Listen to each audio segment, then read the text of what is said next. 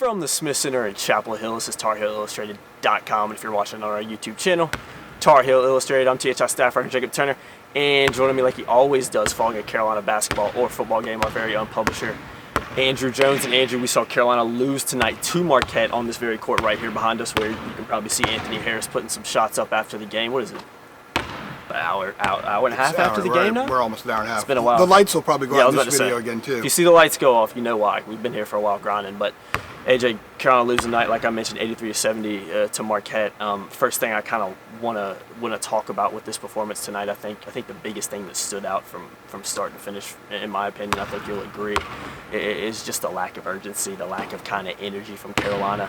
The biggest thing that stood out to me early on, watching it from up there, and I know you noticed this too, I think everybody did, you might even notice it on TV. You look at the Marquette bench over here, and they're just full of energy. You know, Marquette's flying around. Yeah. Guys are making plays, making steals, hitting shots, and you could tell Marquette was feeling it. Carolina, a little bit flat. Didn't really look like they were too enthusiastic and into the game. Really polar opposite to what we saw against Louisville this past weekend, and Carolina was just having so much fun out there, which is so, you know, overall, AJ, I think that had a big factor to play tonight in Carolina, just never really being in it for most of the game, if we're being honest, you know what I mean? Well, I mean, yeah. If you watched any of this game, you would know that. Yeah. And Roy Williams hit on it, right? I asked him about that. Mm-hmm. I asked him first question tonight about, you know, the lack of energy and if he kind of sensed something before a game. And sometimes coaches will say they do, sometimes they'll say they don't. Roy sensed it yesterday. Yeah. Yeah. He said they didn't practice well. Their focus, their attention to detail tonight wasn't very good. I saw him turn his back to and he's done this for years. People will know. There are times when Roy will talk to a player and the play's going on behind him in pre-pandemic times. Now, because they can actually go back, the players are more spread out, he'll go back and talk to a player and he'll be 10, 12, 15 feet from the court. Yeah, yeah. And there were a couple players, Armando in particular, who had like 3 times somebody spoke with him tonight. Yeah. And I'm not singling him out, but I just happened, you know, I looked down there and see it. I'm sure there were other times other guys were spoken to as well, multiple times. I just didn't see it all. But there were a lot of times where Roy was just talking to a player. Not only that, but in the first half alone, because of a missed box out, 3 times he got up and immediately just summoned somebody in. And then there was a time when he put RJ in for Caleb, where Caleb made a mistake, and as Roy was starting to turn around, RJ got up because he knew that Roy was going to put him in. So there were a lot of substitutions tonight that were made because of mistakes on the floor, because of lack of effort or intensity, focus, whatever you want to call it. I kind of like to shy away from saying lack of effort because people might say that means guys weren't trying. Mm-hmm. Sometimes the motor's just not there. Human nature, we're not there 100% of the time, all the time. Mm-hmm. But it did look like it, and I'm sure that's probably what some of the message was coming from Roy and the assistant coaches, and that's why so many of these substitutions were made. And it got themselves to a point where in the second half, Roy went to the pressure, full court pressure. Yeah, it worked for a little bit too, and it's worked before in games where it gave them some energy. Problem is, they got 4 turnovers out of it, and they scored 1 time. Yeah. And they made just curious decisions a couple of times after getting those turnovers. And one time they got a turnover, they should have gone, they had the numbers, and the turnover they got was about foul line extended. Leakey should have gone right to the basket and kicked it out, and next thing you know, Marquette had set its defense, and Carolina got nothing out of that possession. So they weren't percolating in any way, shape, or form tonight. And defensively, you can always tell if a team doesn't have great energy, especially on defense. On the glass somewhat, especially on defense. And, I mean, they were switching. They would get caught in some really bad switches, some bad mismatches. I'm sure that when David Sisk does his game film, he's going to focus on a lot of that, as he should. And they were just, if it wasn't an open drive to the basket and somebody came over and helped out, or the drive was stopped a little bit, it was a kick out to a wide open Marquette player on the perimeter. It was... Saturday was Carolina's best performance of the season. Tonight was their worst performance of the season. This was worse than Clemson. Oh, yeah. This was worse than Georgia Tech. This was worse than even, you know, the poorly played win over Central, stuff like that. This was their worst game of the year. So we're going to hit on a little something here in a few minutes. We'll get to it and sort of explain some of it, but it's kind of back to the drawing board, and now suddenly the last 3 games that they have, and they may get a 4th one here next week, a non-conference game, but Florida State, at Syracuse and Duke, tough game. Looks a lot more challenging than it did 3 hours ago, Yeah, and it was literally. challenging enough at that time. Yeah, I'm glad you said 3 hours ago because that's really how fast the kind of the feeling around it's kind of switched. But It did shift pretty quickly yeah, tonight. because they were feeling pretty good after that. Whatever, Louisville said the least. Maybe too good. Yeah. Second thing I want to talk about though, let's talk about the guards a little bit. I thought that was something that really hurt Carolina. I think you said it. What were they 8 for 34 tonight? 8 for 34 8 combined. For 34. Well, the perimeter guys, including Leakey. Including Nicky, so the guards 8 for 34 combined tonight. I think I saw it at halftime. I believe I tweeted it out too, but I think the guards had combined for like 5 points and were 1 for 14 at the break. Yeah. So it just wasn't a good night from Carolina shooting from the outside. I remember some stretches in the second half too where a couple of guards, I know Andrew Platek comes to mind, had some wide open threes to really make this thing interesting and just couldn't hit those shots. So, I thought overall the guard play just in the inability to hit outside shots and make things happen on a consistent basis really hurt Carolina tonight. Andrew had a couple of wide open threes. You got to make them. Yeah, Senior got knocked. Yeah. He won more. If he would have knocked 2 of those down, and we've seen him knock those down before. Yeah, all the time, yeah. They were putting pressure. They were stressing Marquette. That pressure kind of changed things some. Marquette was getting flustered, and they were turning the ball over in the half court because they just didn't. They were totally out of groove. And Carolina just didn't capitalize enough on their side. They did get it to cut it to 7. One of Andrew's threes cut it to 10, and then they cut it to 65-58, I think. And then they couldn't get anything going after that. And then they gave up some easy buckets. Yeah.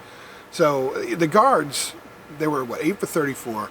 Caleb Love was 0 for 6. Yeah, it didn't. Yeah. He had 1 He had point. one from the free throw line. Anthony Harris, he took 1 shot. Andrew Walton was 2 for 9. They were really getting out on Kerwin's grill. We saw the other day how Kerwin was using the dribble. We've seen a little bit more, and I wrote a piece about it the other day, and Kerwin talked about it. Well, Marquette made a concerted effort. They knew if they could get in his grill and change his game, that could really disrupt everything on the perimeter because there's not enough dudes that regularly knock down shots out there. It worked. Yeah, it did. Wojo had a really good game plan, and it worked, and it threw Carolina off. Although I think Carolina was off anyway. Maybe a few buckets, maybe if Andrew knocks one down, maybe if Kerwin gets another open look and knocks it down, it changes things. Because when it was 7 points, you start thinking, this is one of those nights where you don't play well, but you have a push and you beat a team that has lost 6 out of 8. So its confidence issues have to start settling in.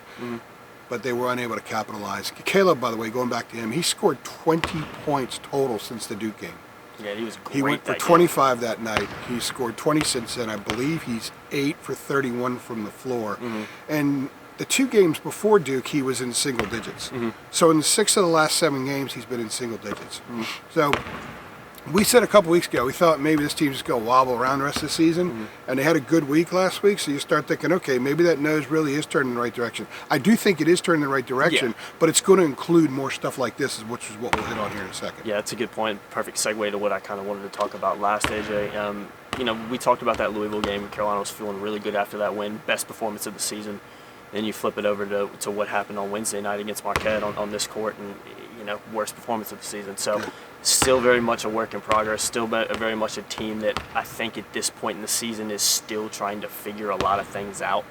And find consistency. And like we've mentioned it all year, it's a young team. Granted, not a lot of upperclassmen, senior leadership on this team, if you will, but still, this is a team now that you think would be able to find a little bit of more consistency, especially because we've seen how good they can be at times this season.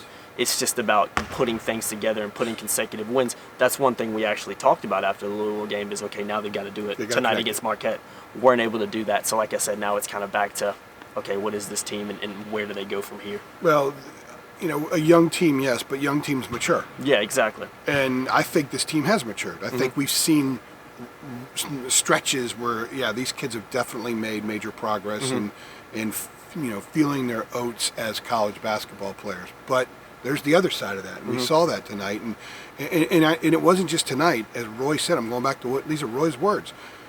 It was yesterday in practice. He said that they've got to learn how to handle prosperity. And they didn't do that very well, and they weren't ready to play. I don't know if they respected Marquette or not. They should have. We made it very clear, even when we did the video after Louisville, Marquette has 2 wins better than any of Carolina's wins. They won at Creighton and they beat Wisconsin. So you have to respect that team. They played Villanova very tough a couple of weeks ago. Garcia went for 28 against them. Big game. This was not Northeastern. This was not some club from the Sun Belt Conference. This is a club that plays really good competition night in, night out, and they took that game not as a favor. They took it to come down here and give themselves a chance to get a win. You know what? Yeah. They got a big win, and they got the Big East tournament in 2 weeks. Maybe this carries them into doing something special in the next couple weeks. You never know. But for Carolina, they just didn't have the right mindset, and Roy said it started yesterday. So that's part of connecting positive games. That's what mature teams do. That's what older teams do. That's what clubs with really good leadership and some really good fanny smackers do. They didn't do that. So the lesson learned, and this is where growth will come from this, the lesson learned is you can't have this happen again. You know what it's like. The feeling that they had, I mean, they had a look of helplessness at times tonight. Oh, yeah. The body language was off the charts as far as, one thing would go wrong and you could just tell the guys were just really frustrated. And it was almost as if like a feeling of helplessness, like we can't get out of this. Like you're stuck, what do we do? like you're stuck in mud and you can't get your car out of it or something like that. That's kind of what they were like tonight. Other than that one little stretch, and even that stretch, they had a lot of missed opportunities in it. So, they did. So if you're thinking long term and you're not thinking just the 2021 season here, and you're thinking to next year when they're going to have most all of these guys back, this is the kind of night that can help them down the road if they get something out of it. There's nothing wrong with having bad nights. No. There's nothing wrong with stinking up the joint every once in a while, as long as you get something out of it. As long as you sit back and say, okay, I identify how that happened, and my mission now is to avoid that happening again. I think that'll come from this, and I'm not trying to close it on a positive, because I've seen this program do that stuff before. A couple of weeks ago, after Notre Dame beat Duke at Duke, Coach K said this club will benefit from this down the road. Well, Duke's won 4 in a row since then. I know that people don't want to hear me talk about Duke. It's true, though. The whole point is you got 2 legendary coaches. They understand. They understand how to turn, crap into something else. And this was crap tonight. Yeah, no way around it. And I think that Roy will turn this into something else. And they got a really tough response that they have to make on Saturday with Florida State coming here. Best team in the league. Clearly the best team in the league. And then they go to Syracuse, and then they close with Duke, and there might be a game during the week next week. But you know what?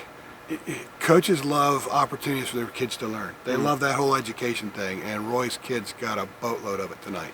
Definitely did. AJ Carolina losing to Marquette tonight, 83-70 in the Smith Center. That's going to do it for us as always, guys. If you've enjoyed the video, be sure to give it a like, subscribe to our channel, share it with your friends, all that good stuff, and we'll see you guys in the next one. Thanks. Thanks.